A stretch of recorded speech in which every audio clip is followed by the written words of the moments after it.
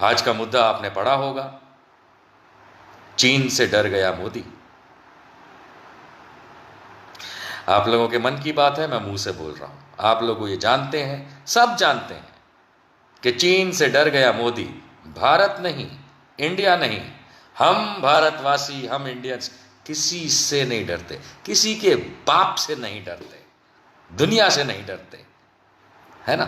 लेकिन हमारे यहां एक महानुभाव है, बड़बोले महानुभाव, उनका बस चले तो वो बस कहानियां सुनाते रहे, ह्यून सांग से लेकर के। तो ये जो बड़बोले हमारे भारत के प्रधानमंत्री की कुर्सी पे आसीन श्री नरेंद्र मोदी जी जो हैं, इन्होंने ये साबित कर दिया, in English it is said he has cemented it, साबित कर दिया कि वो चीन नामक देश से डरते हैं। आइए इस पे कुछ चर्चा हो जाए। चीन से इनका डरने का क्या कारण है? हम सब जानते हैं कि पिछले कुछ समय के अंदर चीन ने भारत की तरफ लाल आंख की है, करनी इन्हें थी, कर गया वो। चीन ने भारत की तरफ लाल आंख करी है। उसने हमारे देश की सीमा में घुस के जो भी किया हम सबको पता है, और जिसका अंत ये हुआ कि हमारे कई बहादुर वीर सैनिक, उनकी शहादत हुई, जिसका हमें अत्यंत खेद है। आप लोगों ने चैनल्स पे देखा होगा, अखबारों में पढ़ा होगा, अलग अलग सोशल मीडिया के प्लेटफॉर्म्स पे लोगों की ओपिनियंस, राय, और जहाँ तक राजनीतिक लोग हैं उन लोगों की बातें आपने देखी होंगी, सुनी होंगी, कुछ पे आप हंसे भी होंगे। अब हकीकत ये है कि पिछले कुछ समय से भारतीय जनता पार्टी ये पूरी कोशिश में है ये साबित करने के लिए कि जो विपक्षी दल हैं, खास करके Congress, communist party of India, इनका चीन से बड़ा गहरा नाता है। यही आप लोग देखते आए।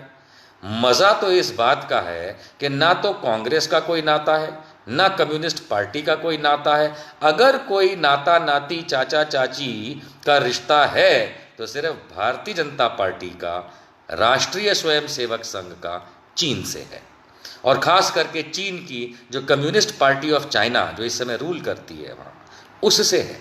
ये उनके हम बिस्तर लोग हैं। भाजपा और आरएसएस वाले हम बिस्तर हैं कम्युनिस्ट पार्टी ऑफ चाइना के साथ। तो ऐसे लोग जो इस समय भी हमारे देश पे राज कर रहे हैं और उनके देश पे राज कर रहे हैं, और दोनों हम बिस्तर हैं, राजनीतिक हम बिस्तरी है, वो हमारे लिए जो रोज़ आके कहानी सुनवाते हैं टेलीविज़न के माध्यम से, कुछ न्यूज़ चैनल्स के माध्यम से, कि चीन के साथ भारत ने ऐसा किया, चीन के साथ भारत ने वैसा किया, लेकिन ये हकीकत है कि ये सारी की सारी ढकोसला भरी कहानी उन्हें इसलिए सुनानी पड़ती है दोस्तों, क्योंकि भारत के प्रधानमंत्री नरेंद्र मोदी की चीन से फटती है। ये असलियत है। थोड़ा सा इतिहास निकाल के देखें, बहुत नज़दीक का। 2009 में भारतीय जनता पार्टी जो कि विपक्ष में थी उस समय, वो आरएसएस के लोगों के साथ चीन जाती है कम्युनिस्ट पार्टी ऑफ चाइना के साथ मुलाकात करने और बातें करने। सोच के चलिए कि आज कोई विपक्षी दल अगर चीन जाए, विपक्षी दल, तो भाजपा वाले तो कुत्ते बिल्ली की तरह चढ़ पड़ेंगे झगड़े में कि तुम चीन चले गए, दुश्मन से मिलने चले गए। और ये जब खुद विपक्ष में थे तो ये 2009 में ये चीन की कम्युनिस्ट पार्टी ऑफ चाइना से चीन में मिलने जाते हैं। एक हफ्ते का लगभग प्रोग्राम होता है। ये लोग आपस में खुचुर पता नहीं कौन सा नूडल खाते हैं और वहाँ से वापस आते हैं, ये भारतीय जनता पार्टी के लोग। उसके बाद 2011 में नितिन गडकरी साहब, भारतीय जनता पार्टी के बड़े नेता, आजकल मंत्री भी हैं, वो चीन जाते हैं अपने साथ एक दल लेकर के भाजपा का, और वो फिर से कम्युनिस्ट पार्टी ऑफ चाइना से मुलाकात करते हैं। ये जानते हुए भाजपा और आरएसएस वाले कि ये जब कहानियां सुनाते हैं कि कैसे 1962 में चीन ने कैसा किया, कैसा चीन ने हमको धोखा दिया, ये उन धोखेबाजों से मिलने जाते हैं। चलिए, अब बहुत इंपॉर्टेंट बात आती है, ये सोच से भी परे है कि 2014 नरेंद्र मोदी भारत के प्रधानमंत्री बनते हैं और नवंबर महीना और दिसंबर महीना 2014 का बहुत खास है। भारत के प्रधानमंत्री नरेंद्र मोदी और तकरीबन 1 दर्जन से ज्यादा भारतीय जनता पार्टी और आरएसएस के लोग चीन भेजे जाते हैं नरेंद्र मोदी द्वारा कम्युनिस्ट पार्टी ऑफ चाइना से मिलके उनके स्कूल ऑफ थॉट से सीखने के कैडर कैसे चलाए जाते हैं, मार्क्सिज्म क्या होता है, मार्क्सवाद कम्युनिस्टों का, वो सीखने के लिए, और सबसे बड़ी बात माओ जेदांग की थ्योरीज को सीखने के लिए। माओ जेदांग कौन है? माओवादी, समझे, माओवादी। ये ससुर के नाती भाजपा और आरएसएस वाले प्रधानमंत्री नरेंद्र मोदी की छत्र छाया में नवंबर 2014 में चीन जाते हैं। 1 दर्जन भाजपा के एमपी एमएलए भगत सिंह कोश्यारी के लीडरशिप में, वो व्यक्ति जो पहले उत्तराखंड का मुख्यमंत्री रह चुका है, उस समय मेंबर ऑफ पार्लियामेंट था और इस समय माननीय गवर्नर हैं महाराष्ट्र के। ये माओवाद सीखने गए थे चीन। माओवाद जो हमारे देश में बैंड है, सारा दिन इनके जो वो चपड़गंजू संबित पात्रा जैसे जो प्रवक्ता हैं, जो टेलीविजन पे बोलते हैं माओवादी हो, नक्सली हो, ये साले सीखने गए थे। ये लोग सीखने गए थे, माओवाद सीखने गए थे। क्यों? किससे? चीनियों से, चीनी माओवादियों से माओवाद सीखने गए थे कि ये भारत में माओवाद कैसे फैलाएंगे। माओवाद कौन है? वही नक्सली जिनको कहते हैं ये लोग। तो हकीकत में नक्सली तो ये हुए। अब आप सोचेंगे मैं ये भूमिका क्यों बांध रहा हूं? मैं ये भूमिका इसलिए बांध रहा हूं कि जो आज का मुद्दा है कि चीन से मोदी डर गया, उसके पहले हम ये तो समझ लें कि चीन और मोदी का रिश्ता क्या है। भाइयों बहनों मित्रों, मेरा चीन से बहुत पुराना नाता है। जब मैं छोटा था और चाय की केटली पे नौकरी करता था और चाय बेचता था, तब बापूजी कहते थे जा चीन चले जा, चीनी ले आ।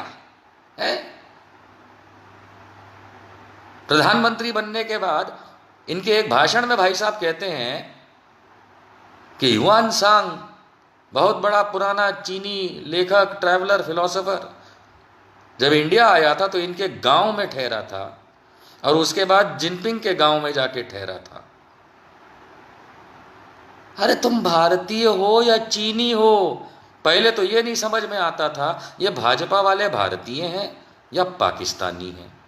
पहले तो ये नहीं समझ में आता था कि ये भारत के संविधान और कानून को मानते हैं या जिन्ना की बातों पे चलते हैं। पहले तो ये नहीं समझ में आता था कि ये भारत प्रेम में भारत को उलझा रहे हैं या पाकिस्तान प्रेम में वहाँ की बिरयानी खा रहे हैं। पहले ये नहीं समझ में आता था कि जहाँ भारतवासी पाकिस्तान को एक नज़र पसंद नहीं करते, उनके लोगों की बात नहीं हो रही, उनके पॉलिटिकल और आर्मी और आईएसआई की बात हो रही, जो उनको एक नज़र नहीं पसंद करते थे, ये भारतीय जनता पार्टी वाले अलीगढ़ मुस्लिम यूनिवर्सिटी में जिन्ना की तस्वीर को लेके रंडी रोना रोते हैं, विधवा विलाप करते हैं। और LK अडवाणी, लाल कृष्ण अडवाणी, भूतपूर्व भारत के होम मिनिस्टर और डिप्टी प्राइम मिनिस्टर, इनके राजनीतिक अब्बा हुजूर, चचा हुजूर, जो भी कहना है कह लीजिए राजनीतिक, ये जाके जिन्ना की मजार पे मत्था टेकते हैं। ये जिन्ना की मजार पे मत्था टेकें तो ये पाकिस्तानी नहीं हुए।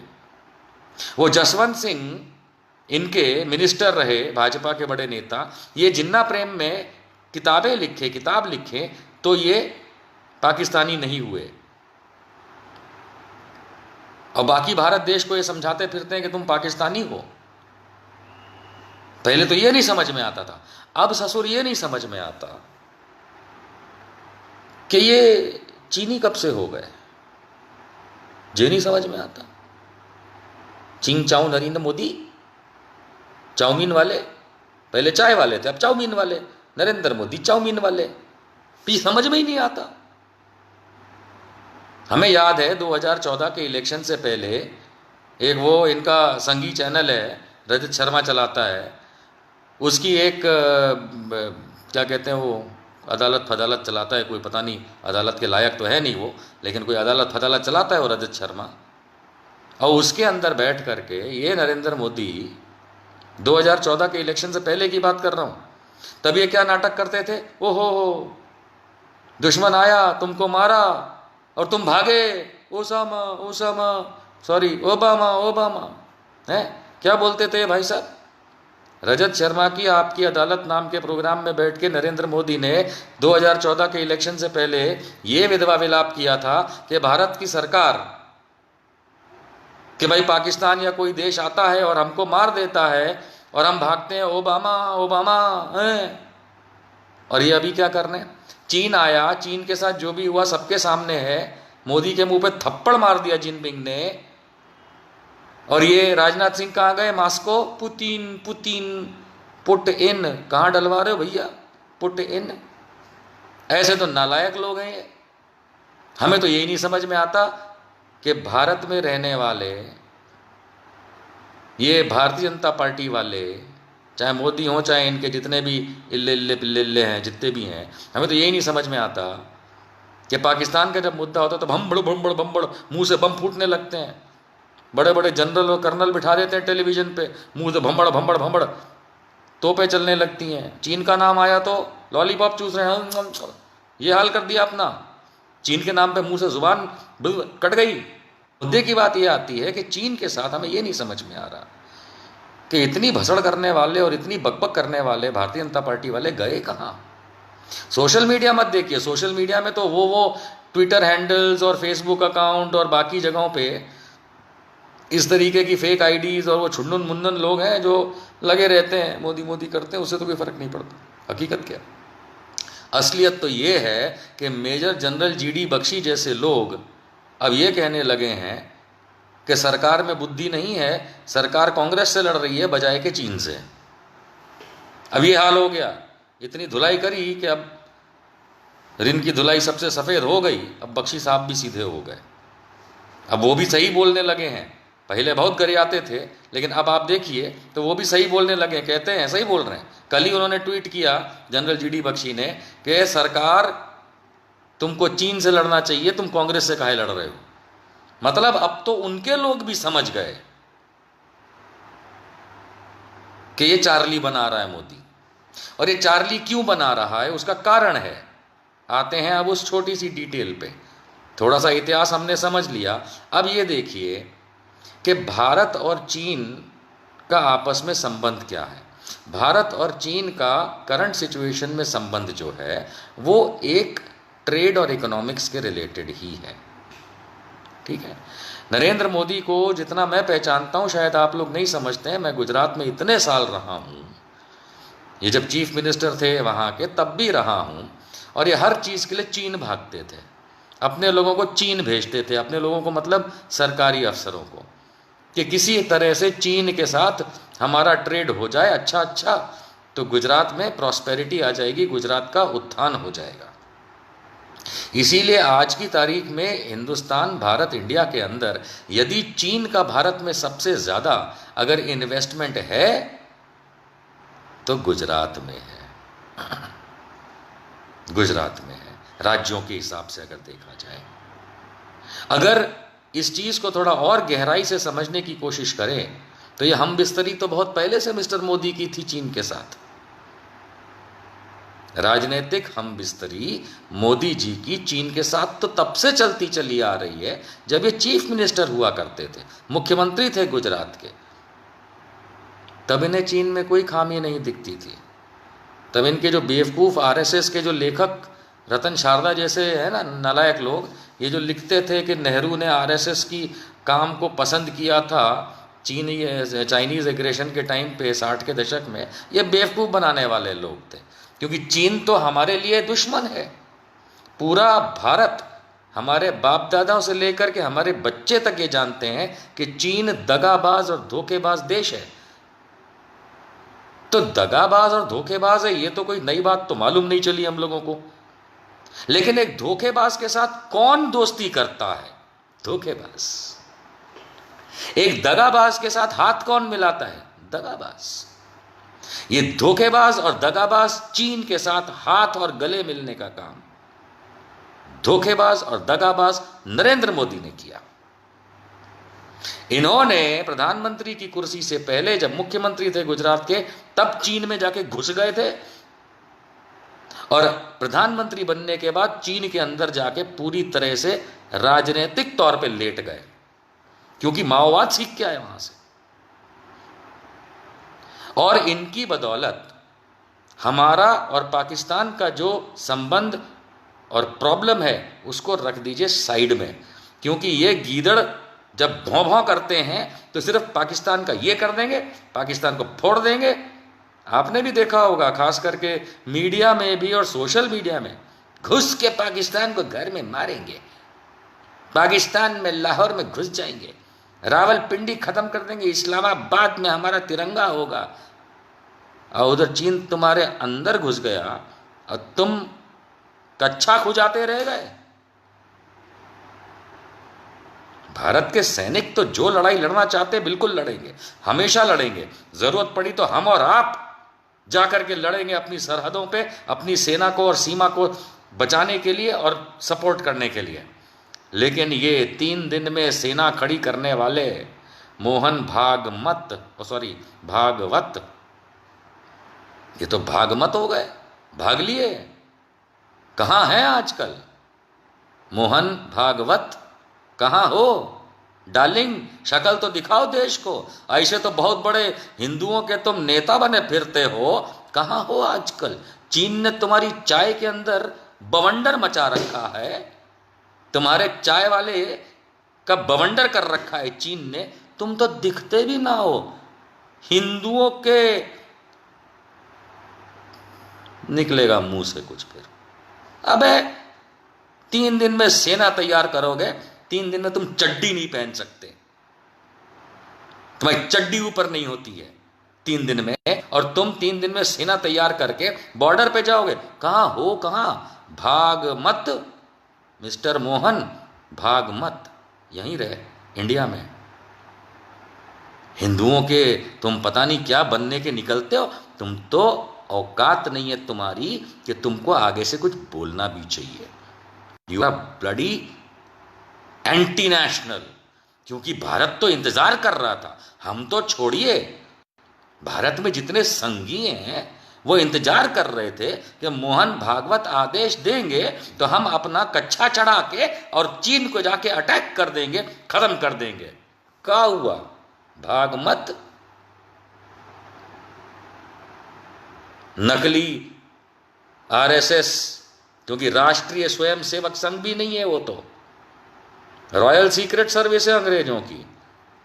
नकली लोगों, बड़ा आकर के टेलीविजन पे अपना वो उठाते हो, हम 3 दिन में सेना तैयार कर देंगे, हम दुश्मन को छोड़ेंगे नहीं। अबे राजकुमार हो क्या मूवी वाले? हम करते फिरते हो, और जब नंबर आया तो फुस घुस गए बिल के अंदर। संघियों, हमारी 2 कौड़ी की औकात नहीं है, ये तुम याद रखो। खेल खेलते हो, राजनीति खेल है, सही बात है। साइकिल का पहिया है, कभी तुम्हारा ऊंचा, कभी किसी और का ऊपर, कोई परेशानी नहीं है। जितने दिन इस देश में गुर्बत रहेगी, अच्छाई की तरफ हम बढ़ रहे हैं। ये गुर्बत तुम लोगों ने पैदा करी है, भाजपा वालों, तो ठीक है, हम तो देख रहे हैं, बहुत खुश हो रहे हैं इस बात से कि बुरा समय जल्दी बीतेगा, अच्छा समय आएगा। तुम्हारे अच्छे दिन और कच्चे दिन जो है ना, अच्छे और कच्चे दिन वो अपने पास रखो। तेरी क्या औकात कि तू भारत के लोगों को देशभक्ति या कुछ भी सिखा सके।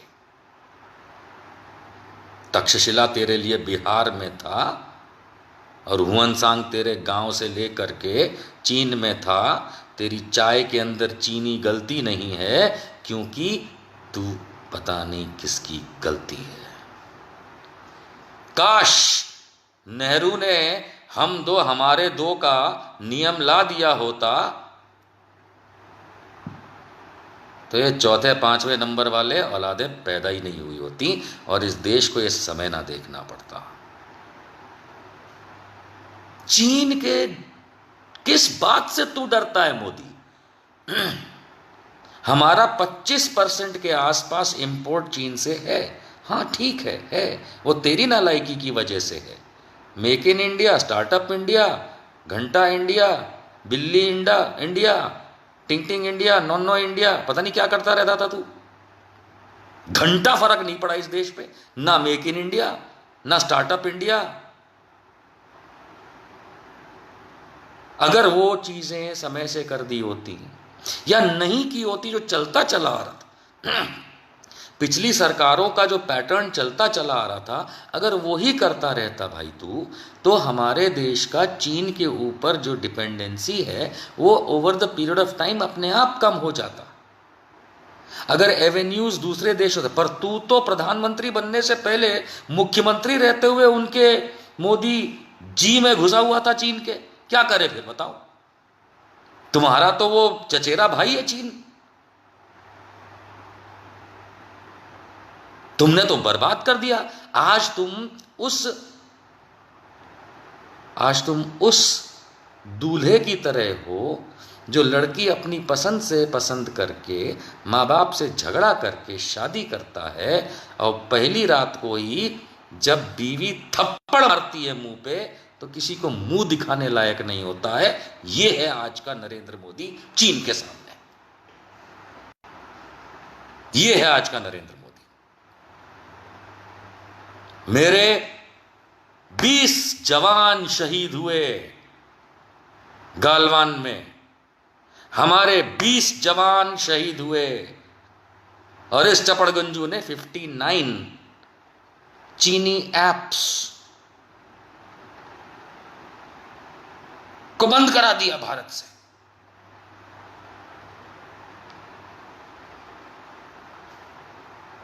भारत के प्रधानमंत्री हो इसलिए नहीं, उम्र में बड़े हो इसलिए गाली नहीं दे रहा हूं, समझ लेना।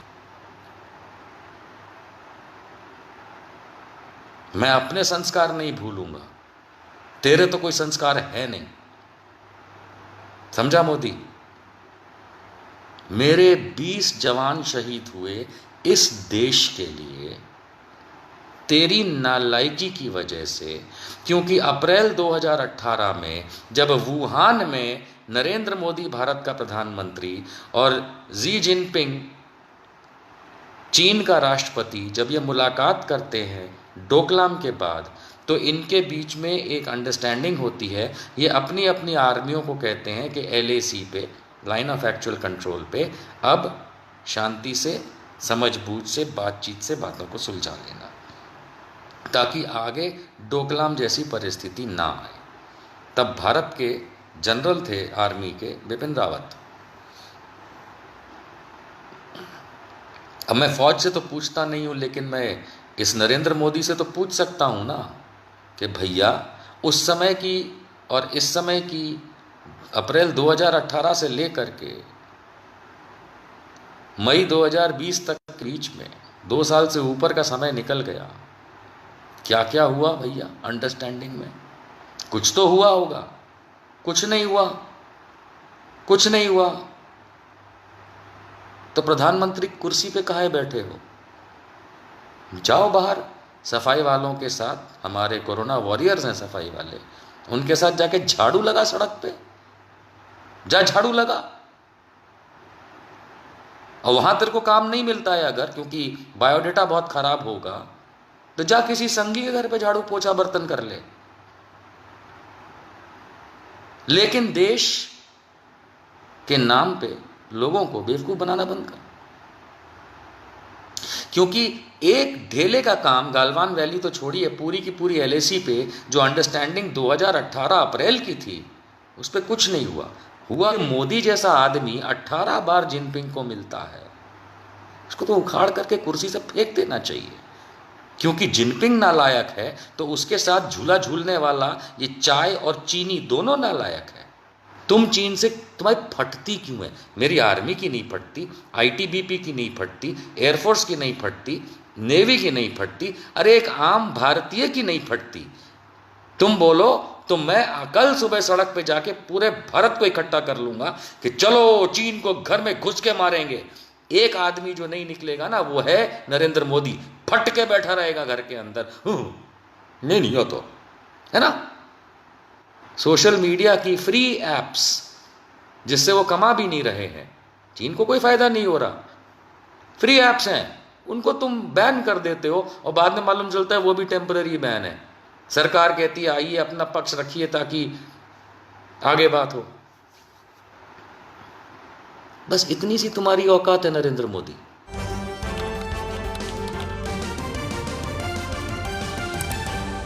आपकी आवाज